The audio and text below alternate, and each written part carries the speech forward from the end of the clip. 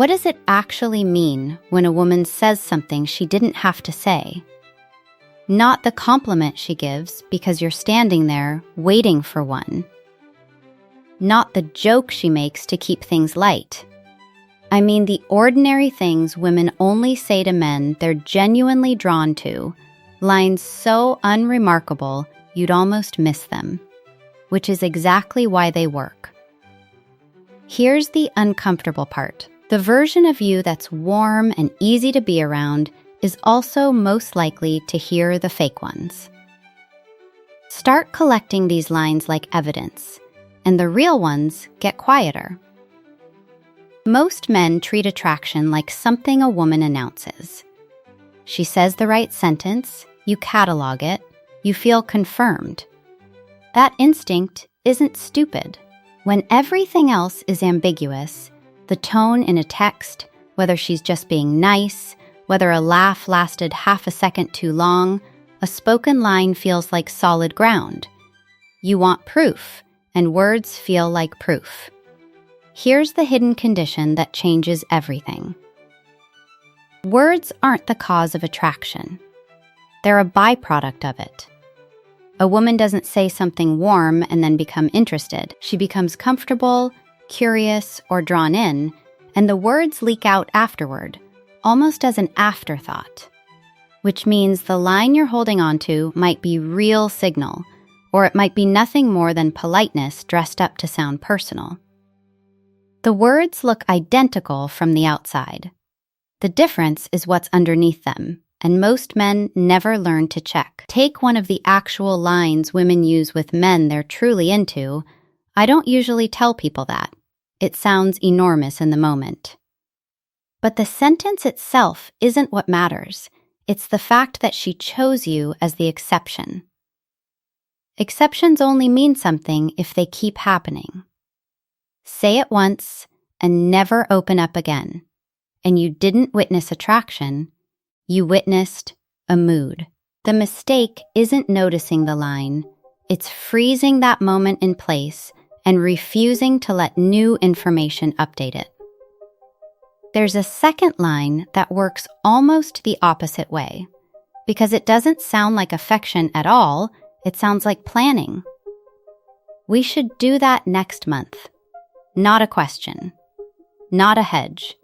An assumption that you'll still be there, folded casually into a sentence about something unrelated. Most men catch the compliments and miss this one entirely, and it's usually the more honest signal because nobody accidentally plans a future with someone they're indifferent to. Those are two exact sentences, word for word. But most of what actually gives her away isn't a specific line at all, it's a pattern in how she talks to you, or where she talks about you when you're not there to hear it. The first pattern is easy to miss because it doesn't sound like a line at all. She starts asking about your day before you ask about hers.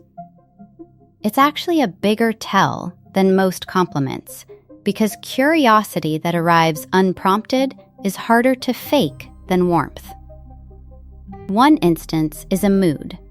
A repeated instance arriving without you priming it is information.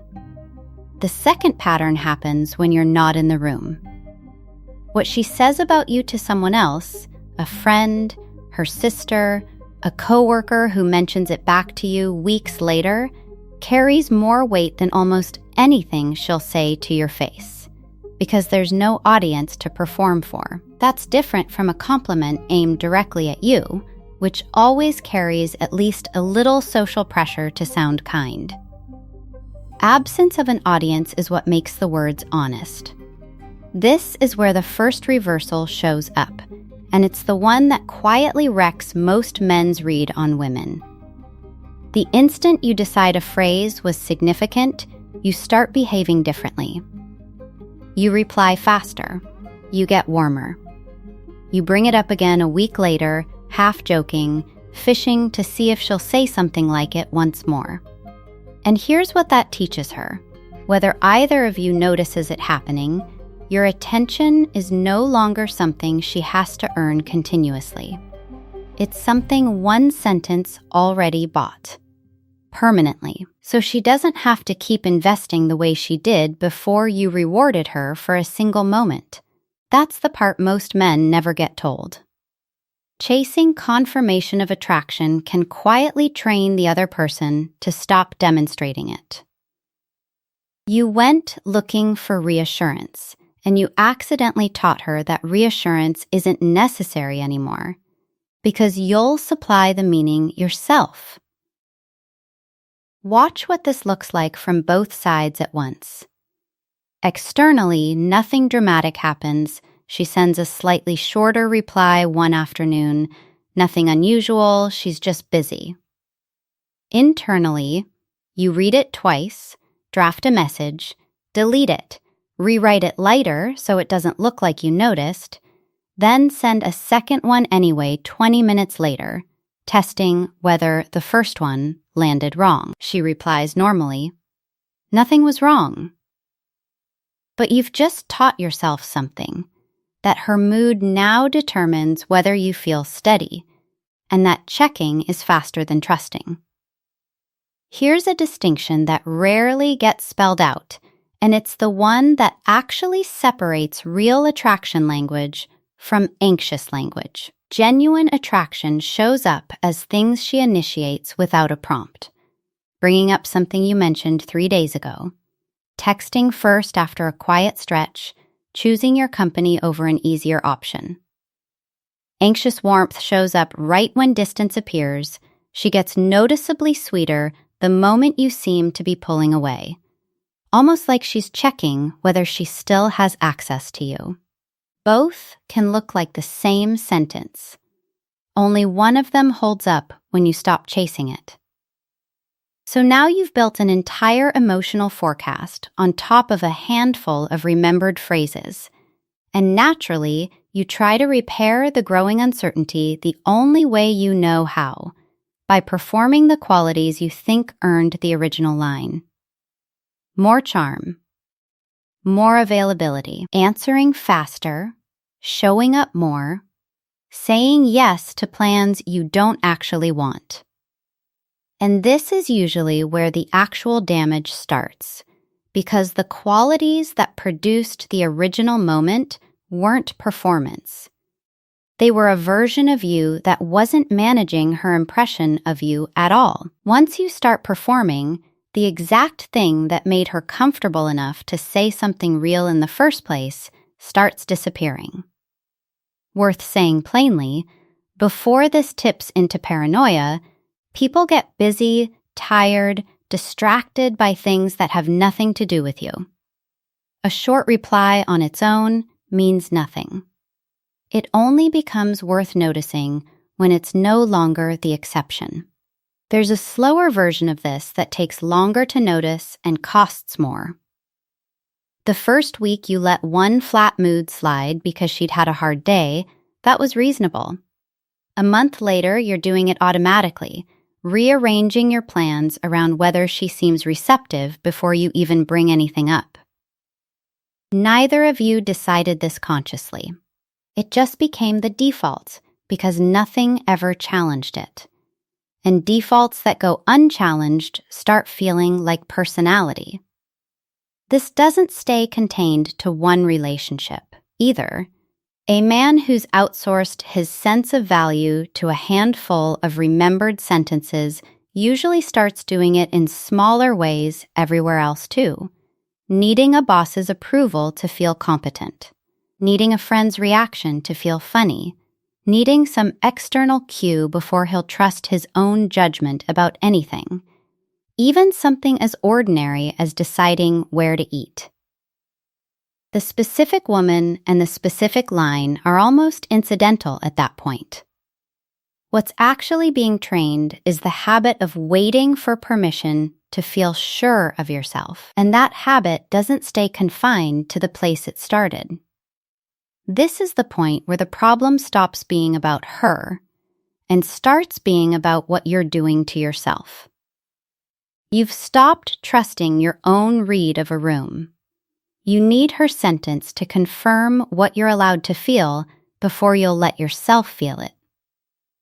Confidence that depends on a phrase from 3 weeks ago isn't confidence. It's a loan, and loans get called in.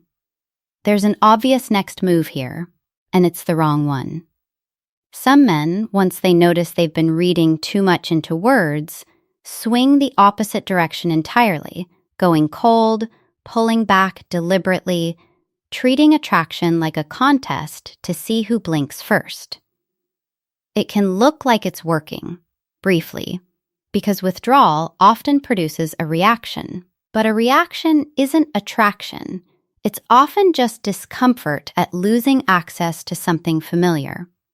You haven't earned interest. You've manufactured anxiety and mistaken the response for depth. The actual answer isn't found in any single sentence at all. It's in convergence. Does the line repeat without you fishing for it? Does it show up alongside her initiating contact on her own, unasked? Does it still hold up on a day you didn't chase her, didn't perform, didn't check your phone twice before replying? One line proves almost nothing. A pattern that survives your absence proves almost everything. Here's where it gets uncomfortable in a different way. The first time you actually stop auditing her for proof, stop replying instantly, stop bringing up the old comment, stop needing the next line to arrive on schedule, it can feel like you're ignoring a sign, like you're throwing away information. And she may notice the shift too. Some women will test, almost instinctively, saying something warm again, "You've been distant lately," just to see if you're still reachable the old way. That's not manipulation. It's someone recalibrating to a version of you they hadn't seen in a while. None of this means patience or warmth were ever the problem. They aren't. A man who stays curious about someone, who's easy to talk to, who doesn't demand instant reassurance, is genuinely more attractive than one who isn't. The issue was never those qualities. It was extending them past the point where they stopped being generosity and became a way of managing your own anxiety through her behavior. Keep the warmth. Just stop assigning it a job it was never built to do. One evening of not chasing isn't a new personality. One quiet week where you don't need her words to validate your worth doesn't undo months of needing exactly that.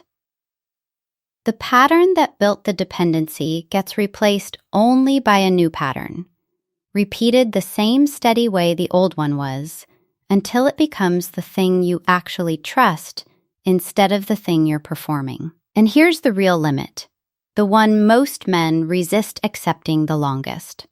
You cannot make a woman say something meaningful, no matter how carefully you time the question or how much you improve yourself in the meantime. You cannot manufacture the specific sentence that would finally let you relax. What you can control is whether you keep being the version of yourself unremarkable enough, honest enough, and unmanaged enough that meaningful things get said around you without you asking for them. So go back to the original question. What does it mean when she says something she didn't have to say? It means less than you think in the moment and more than you think over time. Not because of what the sentence contains, but because of what keeps happening after it. Stop collecting lines like they're verdicts. Start noticing whether she keeps showing you, unprompted, on days you never asked. The words were never the attraction. They were only ever the receipt. And chasing receipts doesn't reopen the store.